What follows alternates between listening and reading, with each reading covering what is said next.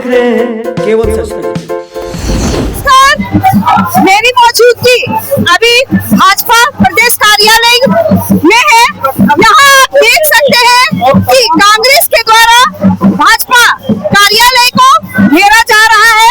कांग्रेस के द्वारा यहाँ पर भारी मात्रा में प्रदर्शन किया जा रहा है।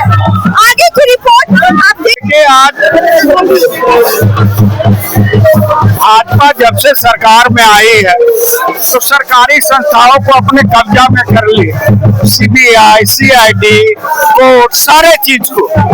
और ये एक व्यक्ति के कहने पर एफआईआर नहीं हुआ और नेशनल हेराल्ड का केस में माननीय राहुल गांधी से, सोनिया गांधी से घंटों पूछताछ हुई। लेकिन कल साउथ एवेन्यू कोर्ट ने जो निर्णय दिया है, निश्चित रूप से भाजपा को एक बड़ी झटका लगी है और सत्य का विजय हुआ। देखिए, आज जो ईडी की कार्रवाई है, झूठी कार्रवाई राहुल गांधी जी के खिलाफ, राहुल गांधी जी के आवाज को दबाने के लिए कोर्ट ने उसे रद्द कर दिया है। जीत सच की हुई है और हम भाजपा के इस कार्रवाई का विरोध करते हैं। बहुत गलत है।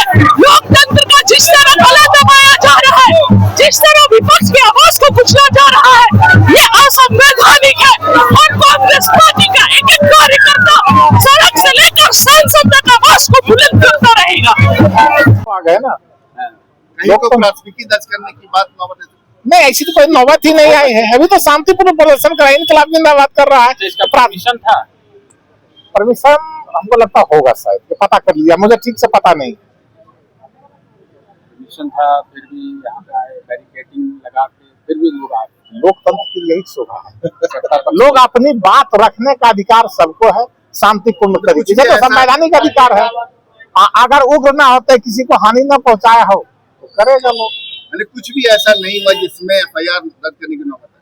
अभी तक तो ऐसा कुछ भी नहीं हुआ है। हो गया। देखिए, आरएसएस ने हमारे महात्मा गांधी की हत्या के, अब आरएसएस के लोग, भारतीय जनता पार्टी के लोग उनके विचारों की हत्या करना चाहते हैं, स्वतंत्र एजेंसियों को गुलाम बनाना चाहते हैं। और जो ईडी पर टिप्पणी की है राउज एवेन्यू कोर्ट में, उससे ये स्पष्ट हो गया कि ईडी का बेजा इस्तेमाल हो रहा है और कहीं न कहीं जो विपक्ष है उसके नेताओं की छवि को खराब करने का प्रयास किया जा रहा है। उसको हम रोकने के लिए, उस भारतीय जनता पार्टी को चेतावनी देने के लिए ये कहने आए थे कि देश हमने बनाया है, देश बचाने की भी जिम्मेदारी हमारी है। आरोप लग रहा था, लगाया कांग्रेस के नेताओं ने कि केंद्रीय संवैधानिक संस्थाओं का जिस तरीके से प्रदर्शन बीजेपी कार्यालय के बाहर में गेट को खोलने की तोड़ने की कोशिश की, आपको लगा कि यहाँ पे? देखिए, मैं तो समझता हूँ कि हमारे कार्यकर्ताओं ने अत्यधिक संयम बरता और लोकतंत्र के प्रति जो हमारी आस्था है, हम लोगों ने उसका सार्वजनिक प्रदर्शन किया कि हमारे कार्यकर्ता उत्तेजित नहीं हुए और उनके साथ हम लोगों ने दो हाथ नहीं किया। और जहां तक प्रश्न है ईडी और सीबीआई की जो कार्रवाई हो रही है, मैं समझता हूँ कि इनको स्मरण करना चाहिए कि 14 विपक्षी दल सुप्रीम कोर्ट में जाकर इन्होंने याचिका लगाई थी कि ईडी, सीबीआई और अन्य संस्थाओं को कार्रवाई करने से रोका जाए। तो सुप्रीम कोर्ट ने इनकी याचिका खारिज कर दी और ईडी, सीबीआई आज अगर कार्रवाई कर रही है इनके खिलाफ, चाहे सोनिया गांधी हो या राहुल गांधी हो, तो दोनों माँ बेटे बेल पर बाहर हैं। और इनको समझना होगा कि जो उनके कार्यकाल का भ्रष्टाचार है वो अब खुलकर सामने आ रहा है, तो इनको निश्चित रूप से परेशानी महसूस हो रही है। और जो नारे लगा रहे थे हमारे नेता के खिलाफ, नरेंद्र मोदी के खिलाफ, इसका खामियाजा इनको भुगतना पड़ा। इनके जो सुप्रीम नेता हैं, सुप्रीम कोर्ट में जाकर उनको माफी मांगनी पड़ी कि नरेंद्र मोदी के खिलाफ जो अपमानजनक शब्दों का इस्तेमाल किया गया वो हम आगे नहीं करें।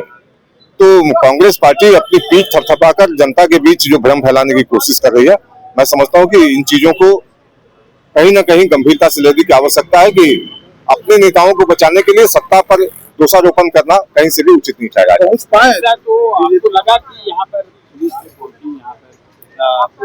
सुरक्षा के अब तो हम ये देखेंगे कि इस कार्यक्रम की इजाजत प्रशासन से ली गई थी या नहीं ली गई थी, हमारी पार्टी को कोई सूचना थी या नहीं पहले से, कि अचानक आधम के, और जो वर्तमान में यहाँ सरकार चल रही है, हो सकता है कि दबाव बनाने की रणनीति के तहत हमारे कार्यालय पर आकर उन्होंने जो गेट तोड़ने की कोशिश की, गेट धकेलने की कोशिश की, तो अब पार्टी इस पर निश्चित रूप से विचार करेगी।